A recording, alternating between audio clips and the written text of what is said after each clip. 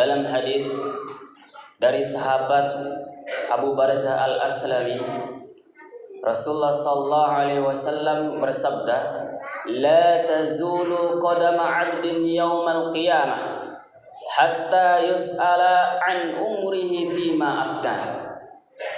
Kata Rasulullah, tidak akan bergeser kaki seorang hamba, tidak akan beranjak, tidak akan bergerak kaki seorang hamba pada hari kiamat hatta yus'ala an umrihi fima afnah, hingga ia ditanya yang pertama apa? Fima afnah, an umrihi fima afnah, tentang umurnya untuk apa ia habiskan, kemana ia habiskan umurnya. Pasti kita akan ditanya untuk apa umur ini kita habiskan. Ada yang hidup 50 tahun, 60 tahun, 70 tahun, 80 tahun. Untuk apa ia habiskan umur ini? Apakah umurnya 70 tahun, 80 tahun lebih banyak ia berbakti, lebih banyak ia melaksanakan perintah Allah, atau lebih banyak maksiatnya? Ada sekarang yang umurnya, para hadirin, mungkin sudah sampai 40 tahun, 50 tahun.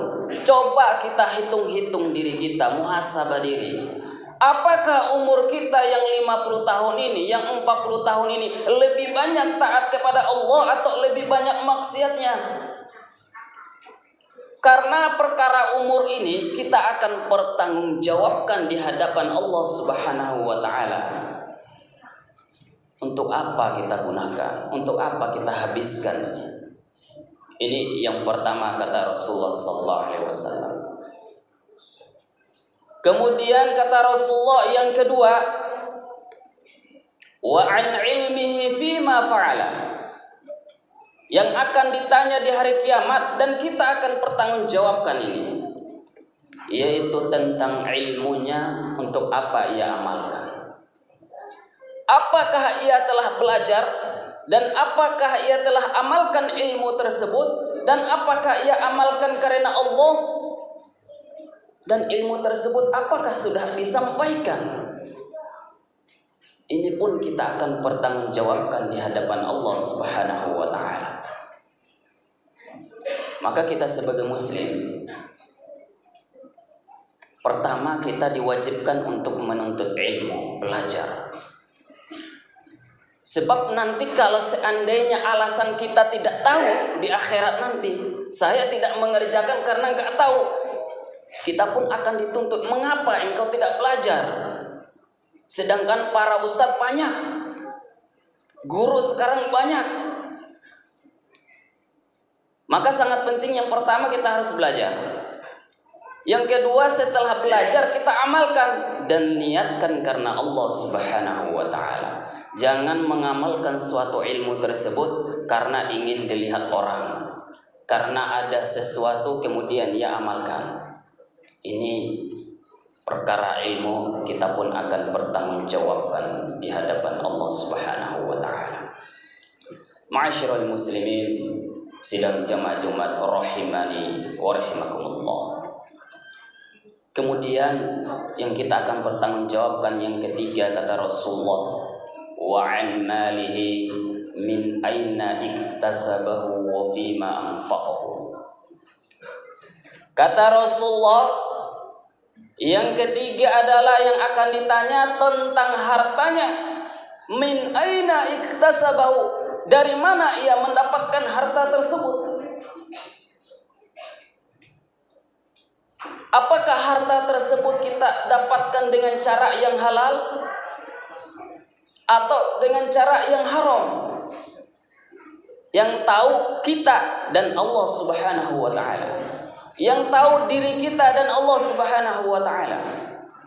Maka hadirin, pulang dari sini coba lihat di rumah. Pertama lihat kendaraannya dulu. Ini kendaraan kira-kira harganya 1 miliar, 2 miliar, benar enggak kita dapatkan dari cara yang halal? Atau jangan sampai di kendaraan tersebut yang harganya miliaran itu terselip uang-uang yang nggak tahu dari mana. uang-uang yang haram, uang-uang dari kantor yang bukan haknya. Pulang dari sini tengok kendaraannya, kemudian lihat rumahnya lagi, lihat dari pondasinya sampai atapnya. Benar enggak rumah yang kita beli, benar enggak rumah yang kita bangun ini, harta yang kita gunakan untuk pembangunan itu dari cara yang halal. Coba lihat, jangan sampai di pondasinya ada uang haram.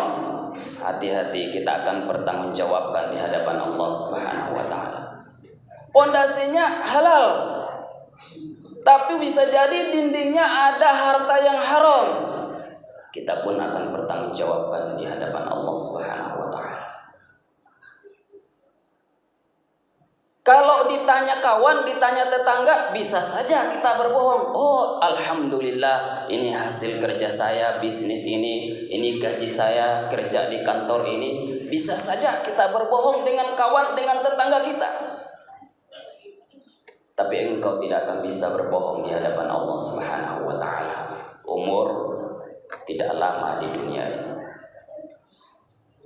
Bukan hanya dari mana kita mendapatkan harta tersebut, kata Rasulullah yang akan ditanya, min aina iktasabahu wa fima anfaqahu, dan kemana harta tersebut dikeluarkan. Kemana harta kita selama ini dikeluarkan? Apakah harta tersebut kita keluarkan ke jalan-jalan yang diridhoi oleh Allah Subhanahu wa taala? Ada harta orang didapatkan dengan cara yang benar, halal, tapi dikeluarkan ke jalan yang haram, yang tidak dibenarkan dalam Islam. Ini juga tidak boleh, hadirin. Capek kerja, dapat harta yang halal, tapi dikeluarkan pergi main judi, pergi ke tempat minum-minuman, minum khamar dan lain-lain. Dia bawa ke jalan-jalan yang tidak diridhoi oleh Allah Subhanahu wa taala. Maka kita akan bertanggungjawabkan dari mana harta tersebut kita dapatkan dan kemana kita keluarkan harta tersebut. Ma'asyiral muslimin, sidang jamaah Jumat rahimani wa rahimakumullah. Kemudian yang terakhir kata Rasulullah, yang pasti kita akan bertanggungjawabkan di hadapan Allah Subhanahu wa taala, wa an jismihi fima ablahu, yaitu tentang tubuhnya, untuk apa ia gunakan. Nih, tubuh kita, letih kita, capek kita, tiap hari kerja, untuk apa tubuh ini digunakan? Untuk apa kaki kita ini digunakan? Tiap hari kita kemana-mana. Apakah kaki ini melangkah ke jalan yang benar, ke tempat-tempat yang diridhoi oleh Allah Subhanahu wa taala, atau jalan ke tempat yang diharamkan oleh Allah? Apakah tangan kita ini kita gunakan untuk hal-hal yang diridhoi oleh Allah atau yang diharamkan oleh Allah? Apalagi zaman medsos sekarang, banyak orang asal ngetik komentar mengadu domba antara ustadz, atau komen-komen yang gak benar di media sosial. Tangan kita akan ditanya untuk apa digunakan. Lisan kita akan ditanya untuk apa digunakan. Mata kita untuk apa digunakan. Tubuh kita ini akan ditanya oleh Allah Subhanahu wa taala, untuk apa kita gunakan di dunia ini. Ma'asyiral muslimin rahimani wa rahimakumullah. Oleh karena itu, selagi Allah Subhanahu wa taala masih mengizinkan kita, memberikan kita hidup di dunia ini, mari kita senantiasa memperbaiki amal-amal kita. Terus kerjakan amal kebaikan dan jauhi hal-hal yang dilarang oleh Allah Subhanahu wa taala.